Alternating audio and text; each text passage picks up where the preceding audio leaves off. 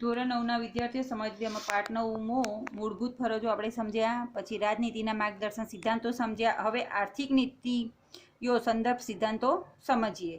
આર્થિક નીતિઓના ઘડતરમાં ઘણા મહત્વના સિદ્ધાંતોનો સમાવેશ કરવામાં આવતો હોય છે। પહેલું, સૌ નાગરિકનું મહત્તમ કલ્યાણ અને શ્રેય સદાય એ રીતે સમાજમાં ભૌતિક સંસાધનોની માલિકી અને અંકુશનું વિતરણ કરવું। બીજું, સંપત્તિ અને ઉત્પાદનમાં સાધનોનું કોઈ ચોક્કસ સમૂહ કે વર્ગોમાં કેન્દ્રીયકરણ ન થાય તેની અર્થવ્યવસ્થા રચવા રાજ્ય પ્રયાસ કરે છે। ત્રીજું, પુરુષો અને સ્ત્રીઓને સમાન કામ માટે સમાન વેતન મળે એવા રાજ્ય પ્રયાસ કરશે। ચોથું, કામના સ્થળે તમામ કામદારોનું આરોગ્ય જળવાઈ રહે તેવી માનવીય પરિસ્થિતિનું સર્જન કરવું। સ્ત્રી, પુરુષો અને કુમળી વયના બાળકોનું આર્થિક મજબૂરીના કારણે આરોગ્ય કથળે એવા કામ ધંધા કે બિન આરોગ્યપ્રદ સ્થળોએ જોખમી કાર્યો કરવા ન પડે। ચોથું, ઔદ્યોગિક એકમોમાં સંચાલનના કામદારોની સહભાગીદારી માટે રાજ્ય પ્રયાસ કરશે।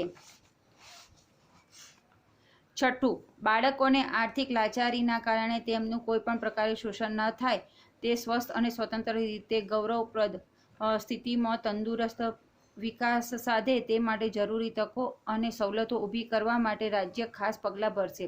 સ્ત્રીઓને પ્રસૂતિ માટે જરૂરી રજાઓ તથા રાહત પૂરી પાડવામાં આવે। કામદાર રાજ્ય વીમા ધારો, બોન ધારો, પ્રસૂતિ રજાનો ધારો, ગ્રેજ્યુએટી ધારો વગેરે કાયદાઓ માનવીય ધોરણે મળે તેવા ઉદ્દેશથી ઘડવામાં આવ્યા છે।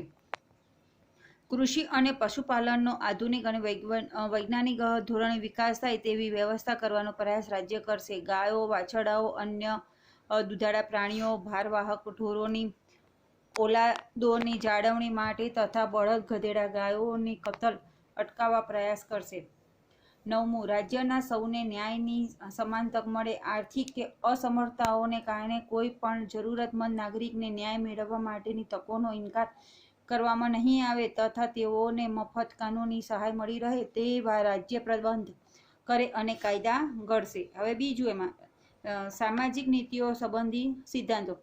અનુસૂચિત જાતિ, અનુસૂચિત જનજાતિ, વંચિત સમૂહો જેવા સમાજના નબળા વર્ગોના શૈક્ષણિક અને આર્થિક હિતોના ઉત્કર્ષ માટે રાજ્ય વિશેષ પ્રયાસો કાળજીપૂર્વક કરવાના રહેશે, જેથી સામાજિક અન્યાય અને શોષણ સામે તેમનું રક્ષણ કરશે। ભારતમાં રહેતા તમામ નાગરિકોને માટે સમાન દીવાની કાયદો ઘડવા યુનિફોર્મ સિવિલ કોડ ન્યાય વ્યવસ્થાનું સંચાલન કરીને સૌને ન્યાય મળી રહે એ રીતે રાજ્ય પ્રયત્ન કરશે।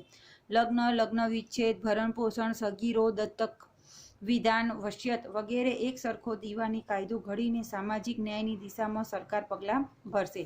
રાજ્યમાં સૌ નાગરિકને કામ કરવાનો હક પ્રાપ્ત થાય। વૃદ્ધાવસ્થા, માંદગી કે અમંગળ પ્રસંગ વિના વાંકે વેઠવી પડતી તંગીના અન્ય પ્રસંગો શિક્ષણ અને જાહેર સહાય પ્રાપ્ત થાય તે માટે અસરકારક જોગવાઈઓ કરશે। ત્રીજું, રાજકીય અને વિદેશી નીતિ વિષયક સિદ્ધાંતો।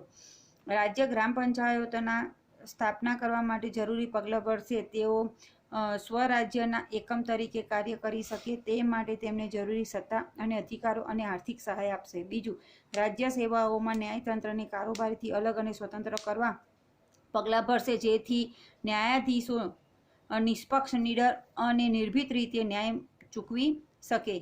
ત્રીજું, આંતરરાષ્ટ્રીય શાંતિ, સલામતી, ઉન્નતિ માટે રાષ્ટ્રો વચ્ચે ન્યાયી અને માનપૂર્વકના સંબંધો જાળવવા માટે આંતરરાષ્ટ્રીય કાયદાઓ અને સંધિઓને લગતી ફરજો પ્રત્યેનો આદર વધારવા માટે આંતરરાષ્ટ્રીય મતભેદો અને તકેદારી પ્રશ્નોનું લવાદ દ્વારા શાંતિમય નિરાકરણ કરવાનો।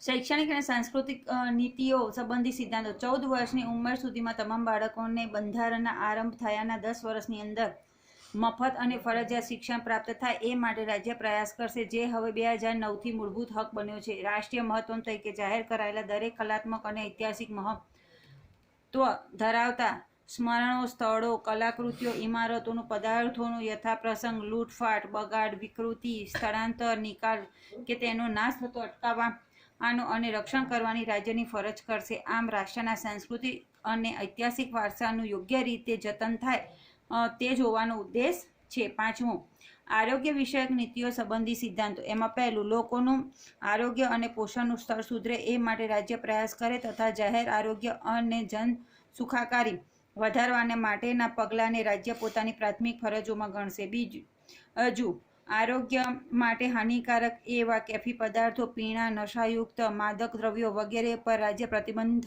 મૂકવાનો પ્રયાસ કરશે. ઔષધિના હેતુઓ સિવાયના માદક પીણા, ડ્રગ્સ, નશાયુક્ત પદાર્થોના ઉપયોગ પર પ્રતિબંધ મૂકશે.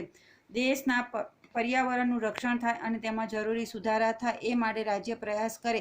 દેશના જંગલો અને વનસૃષ્ટિના રક્ષણ માટેના ખાસ પ્રબંધ રાજ્ય કરશે. ચોથું, કામદારોને કામના સ્થળે આરોગ્યપ્રદ વાતાવરણ પ્રાપ્ત થાય તથા નવરાશની પળોમાં સામાજિક અને સાંસ્કૃતિક વિકાસની પૂરતી તકો તેઓને પૂરી પાડી શકાય. માનસિક તંદુરસ્તી બક્ષવા માટે મનોરંજનની સુવિધા મળી રહે તેવા પ્રયત્નો રાજ્યને કરવા જણાવેલા છે. આમ રાજનીતિના માર્ગદર્શક સિદ્ધાંતો હેતુ એવી સમાજ વ્યવસ્થા અને રાજ્ય વ્યવસ્થા ઊભી કરવાનો છે જેમાં શક્ય હોય તેટલું સત્તાનું વિકેન્દ્રીકરણ થાય. ધાર્મિક કે જ્ઞાતિ આધારિત ભેદભાવ સહિત અને સમાજ રચનાનું સમતામૂલન અને શોષણ મૂલ્ય અને કલ્યાણલક્ષી સમાજ વ્યવસ્થા અને અર્થવ્યવસ્થા સ્થાપવાનો ઉદ્દેશ્ય અથવા સામાજિક લોકશાહી અને આર્થિક લોકશાહીની સ્થાપનાનો છે. સામાજિક સલામતી દ્વારા સમાજના નબળા વર્ગોના ઉત્કર્ષ માટે વિવિધ કલ્યાણકારી યોજનાઓનો અમલ રાજ્ય કરશે એવી અપેક્ષા રાખવામાં આવી છે. લોકશાહી કેવળ રાજકીય ક્ષેત્ર પૂરતી સીમિત ન રહે પણ સામાજિક અને આર્થિક ક્ષેત્ર સુધી તેનું વિતરણ થવું જોઈએ. એ થકી શોષણ અને અન્યાય મુક્ત તેવી સમતામૂલક ન્યાયી સમાજ વ્યવસ્થાનું સ્વપ્ન સાકાર કરવાની જવાબદારી રાજ્ય સરકારને સિરે મૂકવામાં આવી છે. મૂળભૂત હકો રાજ્યની સત્તાને મર્યાદિત કરે છે જ્યારે રાજ્ય નીતિના માર્ગદર્શન સિદ્ધાંતો રાજ્યની સત્તાને વિસ્તારે છે. મૂળભૂત હકો રાજકીય લોકશાહી સ્થાપે છે જ્યારે સિદ્ધાંતો સામાજિક આર્થિક લોકશાહી સ્થાપવાનું ધ્યેય ધરાવે છે. તેમની વચ્ચે કોઈ વિરોધ નથી, તેઓ એકબીજાના પૂરક છે. સ્વાધ્યાય આપણે આવતીકાલે સમજીશું.